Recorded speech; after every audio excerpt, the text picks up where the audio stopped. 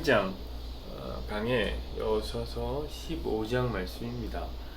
여호수아서 15장 말씀으로 유다 지파의 땅속에 감추인 보물 이라는 제목으로 다시 유다 지파의 땅속에 감추인 보물 이라는 제목으로 함께 말씀을 나누려고 합니다.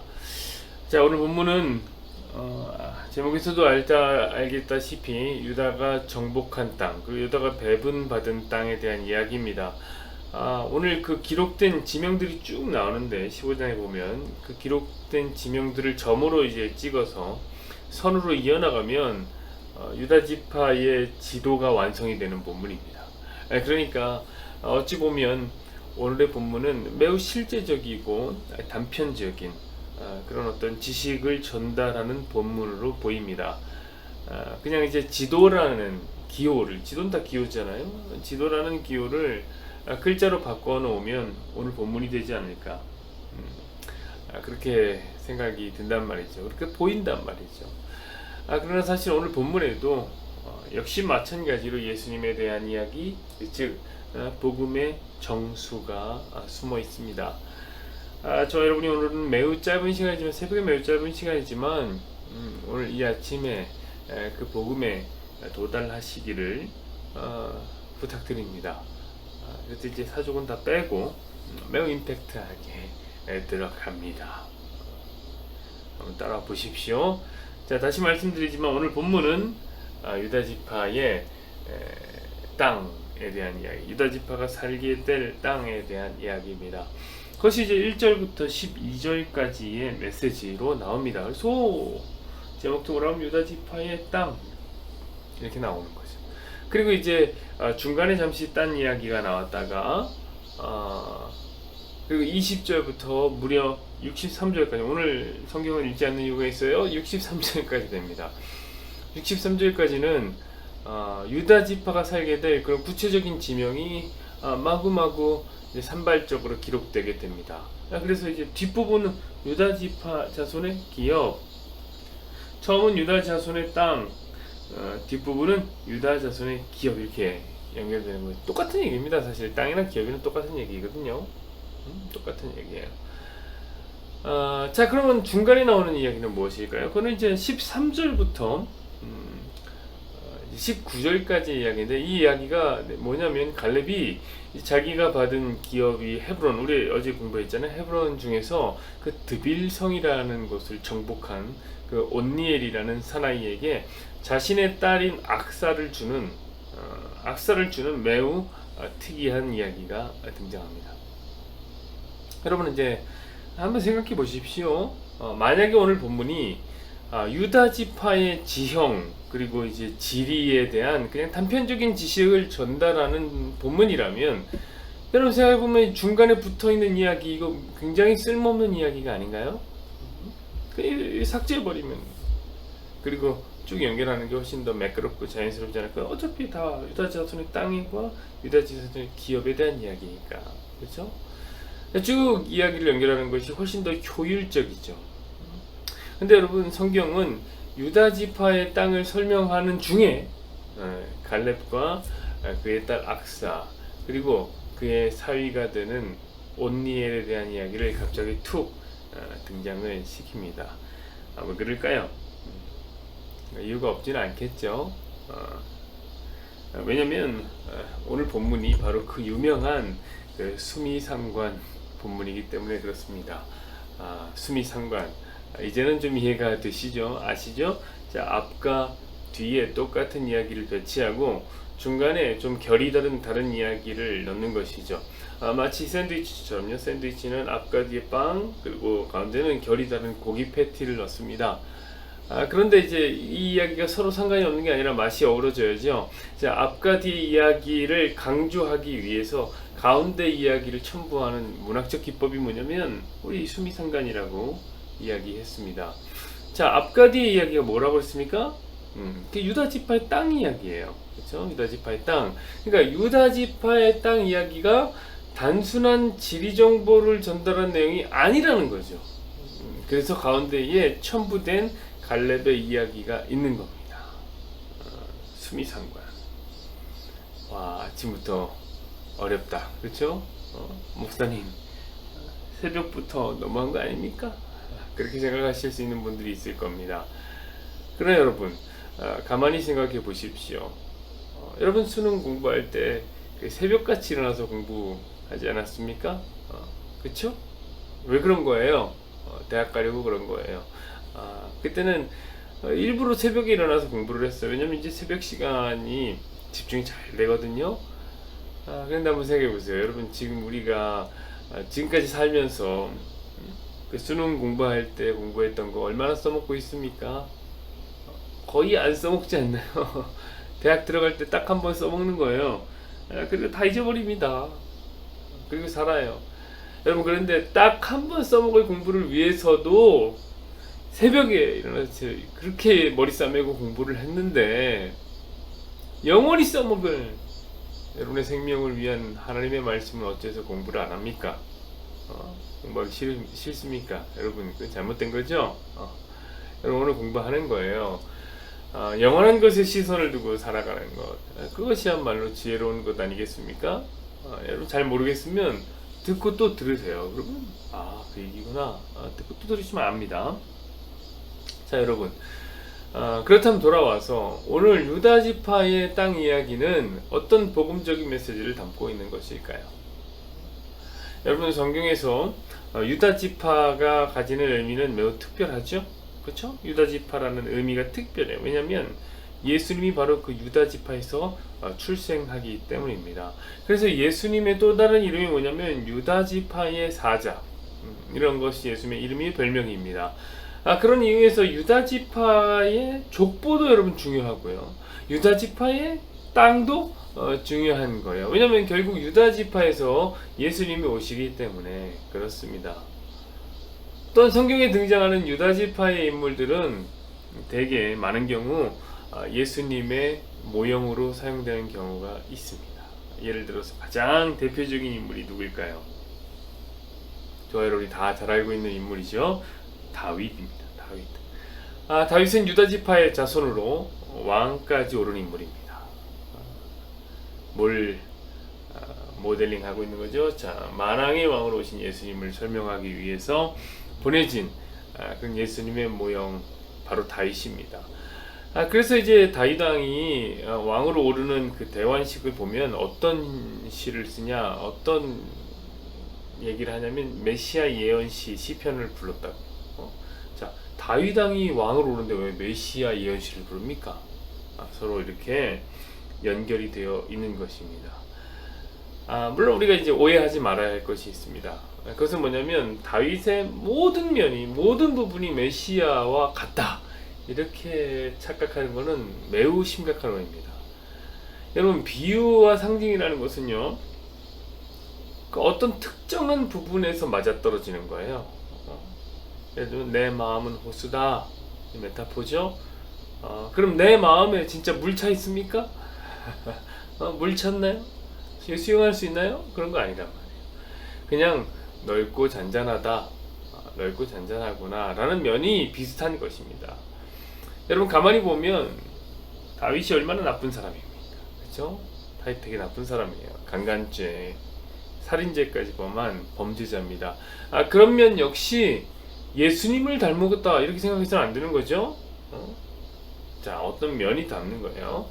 자, 이상의 내용 안에서, 제가 말씀드린 이상의 내용 안에서 오늘 갈렙의 이야기는 사실 예수님의 이야기와 링크되어 있는 것입니다. 제가 사실 어제부터 이야기하고 싶었어요. 무엇을 이야기하고 싶었냐면 이 갈렙이 바로 예수님에 대한 이야기라는 것을 하고 싶었어요.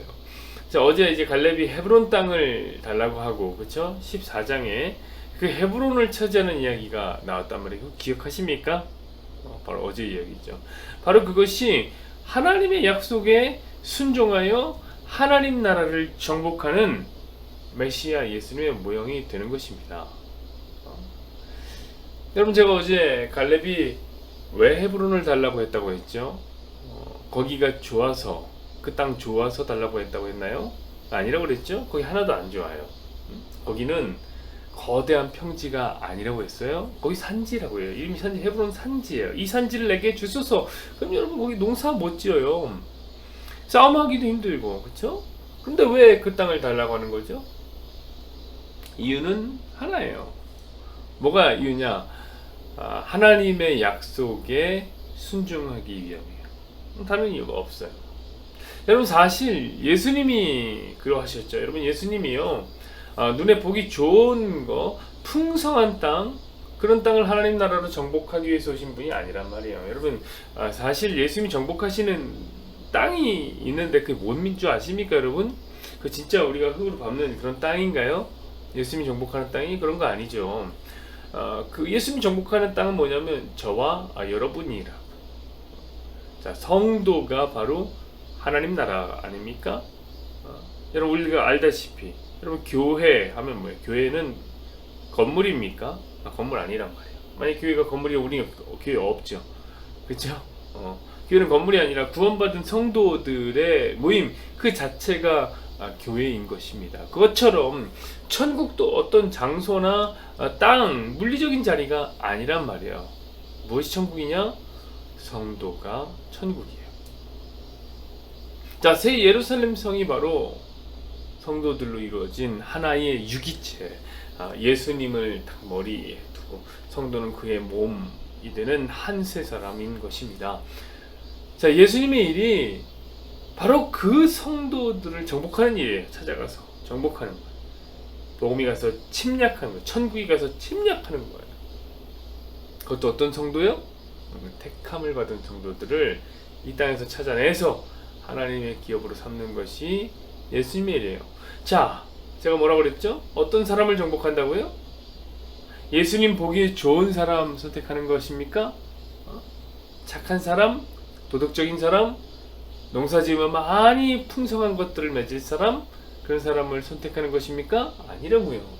예수님이 선택하시는, 예수님이 찾아내시는 정복하는 땅 성도는 오직 하나님의 약속 안에 선택된 사람들을 찾아내는 거예요.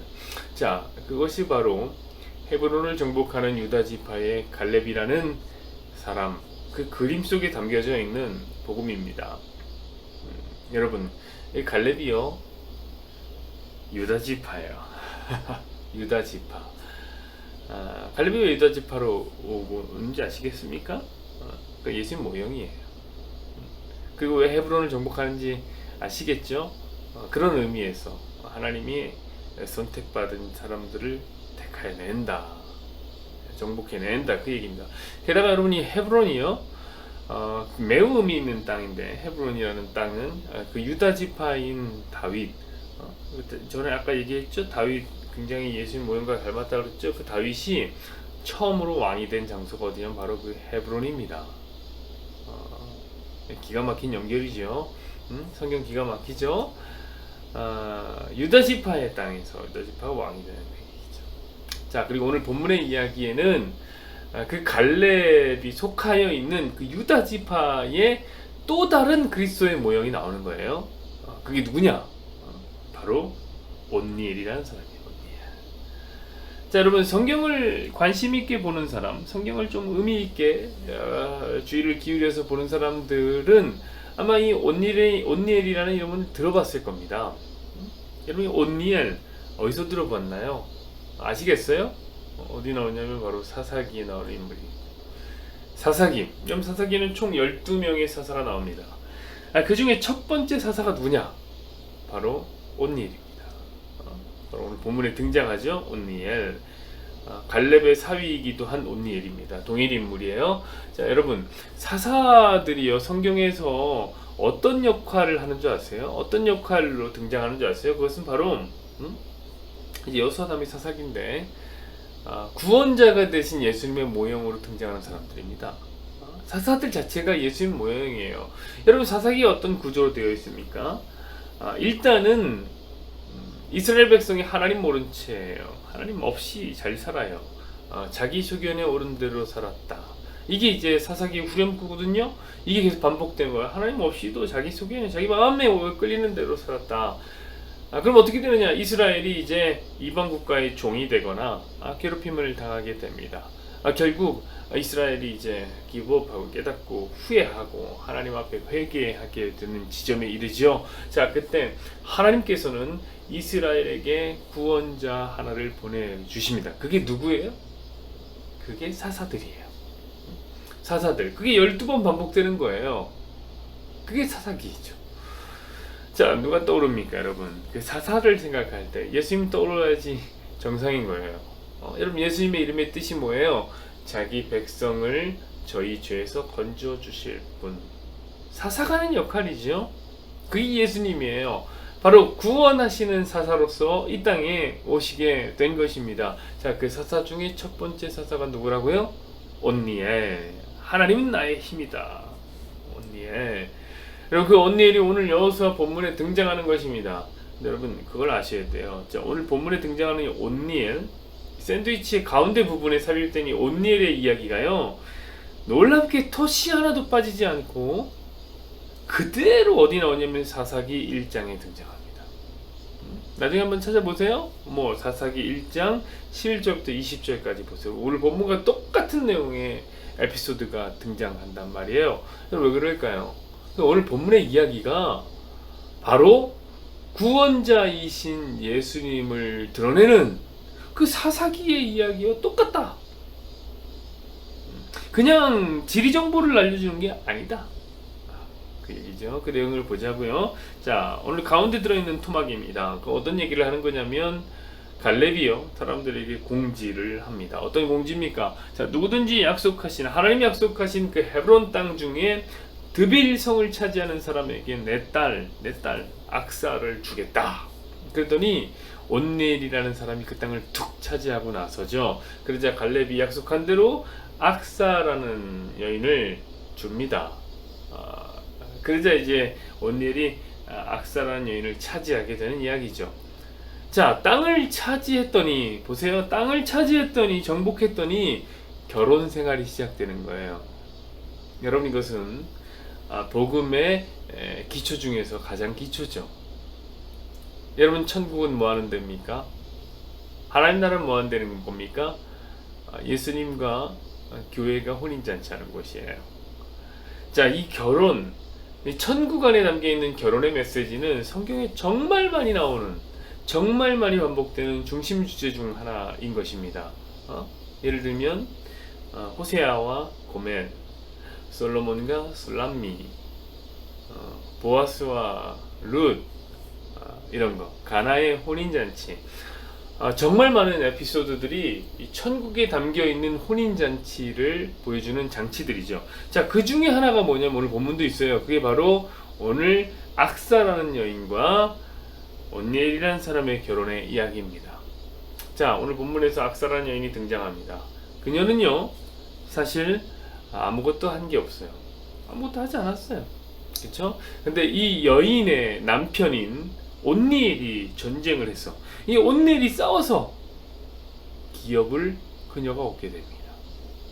자, 16절부터 19절 말씀을 한번 보시죠. 갈렙이 말하기를 기럇세벨을 쳐서 그것을 점령하는 자에게는 내가 내 딸 악사를 아내로 주리라 하였더니 갈렙의 아우 그나스의 아들인 온니엘이 그것을 점령함으로 갈렙이 자기 딸 악사를 그에게 아내로 주었더라. 악사가 출가할 때에 그에게 청하여 자기 아버지에게 밭을 구하자 하고 나귀에서 내림에 갈렙이 그에게 묻되 네가 무엇을 원하느냐 하니 이르되 내게 복을 주소서. 아버지께서 나를 네겝 땅으로 보내시오니 샘물도 내게 주소서 하며 갈렙이 윗샘과 아랫샘을 그에게 주었더라. 아멘. 아멘. 자, 그렇죠. 제가 설명한 대로죠. 자, 악사는 아무것도 안 하고 복을 받습니다. 자, 그 복이 뭐예요? 네겝이라는 땅이죠. 네겝. 자, 그런데 이 네겝이라는 땅이 여러분 사막 지역이에요. 그래서 이제 사막 지역은 마실 물이 없죠. 그래서 아버지인 갈렙에게 무엇까지 달라고 합니까? 샘물까지 달라고 해요. 그렇죠? 그래서 그 땅에서 물까지 얻은 여자가 누구냐면 바로 악사라는 여자입니다. 여러분, 바로 이것이 우리를 보여주는 것입니다. 우리들, 성도를 보여주는, 여러분, 우리가 그렇게 은혜를 받은 사람들이에요. 자, 여러분, 우리가 얻은 천국이 여러분 우리 힘으로 얻은 것입니까? 그렇지 않단 말이에요. 우리 어떻게 천국 얻습니까? 우리 신랑 되신 예수님의 전적인 은혜로 얻은 거죠. 자, 우리 신랑 되신 예수님이 십자가를 지시고 사탄 마귀의 세력을 완전히 괴멸시키십니다. 그로 말미암아 우리는 천국이라는 땅을 소유하게 된 은혜 받은 사람들이란 말이에요. 그게 바로 우리가 받은 복 아닙니까? 우리가 악사. 그렇다 여러분, 여기서 샘을 얻었다 라는 것은 무엇입니까? 그것은 영원히 마르지 않는 생수의 강인 성령을 소유했다라는 것이죠. 자, 여러분 오늘 본문이 무슨 이야기를 하고 있어요? 사실은 또 예수님 이야기를 하고 있는 거예요. 그리고 그 예수로 말미암아 은혜로 구원을 받은 예수님의 신부인 저와 여러분, 즉 교회에 대한 이야기를 하고 있는 겁니다. 사랑하는 여러분, 성경이 정말 놀랍지 않습니까? 진짜 여러분 어디를 툭 이렇게 펴도 예수님 이야기인 거예요. 자, 오늘은 예수님의 이야기 어디 숨어 있었나요? 유다 지파의 땅 속에 숨어져 있었습니다. 사랑하는 여러분, 성경을 읽을 때마다 보물을 찾아가십시오. 제발 빈손을 가지 마시고요. 저는 지금까지 바로 눈앞에 보물을 앞에 두고, 보물이 바로 눈앞에 있는데 맨날 흙만 퍼가는 성도들을 많이 봤어요. 보물 바로 앞에 있는데 흙만 계속 퍼가요, 교회 와서. 여러분, 눈앞에 예수님이라는 보물이 보이지 않습니까? 저는 오늘 이 아침에도 저와 여러분이 예수님을 얻어가시는 그런 귀한 복된 시간이 되기를 간절히 소망해 보겠습니다. 여호와는 내게 복을 주시고 너를 지키시기를 원하며, 여호와는 그의 얼굴을 내게 비추사 은혜 베푸시기를 원하며, 여호와는 그 얼굴을 내게로 향하여 대사 평강 주시기를 원하노라.